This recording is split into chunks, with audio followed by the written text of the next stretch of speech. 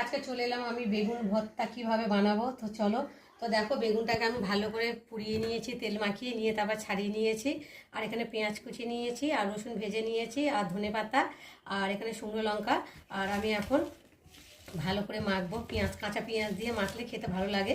বন্ধুরা, তোমাদের কাদের ভালো লাগে তোমরা কিন্তু আমাকে অবশ্যই কমেন্ট করবে। আর ভালো লাগলে লাইক কমেন্ট শেয়ার করো। তো দেখো, আমি এখন মাখাটাকে তোমাদের সঙ্গে কথা বলতে বলতে মাখাটাকে আমি পুরো তৈরি করিনি এখনও। আর পাশেই দেখো কাঁচা সর্ষে তেল নিয়েছি, ভালো করে চটকিয়ে এটাকে এখন আমি মাখবো।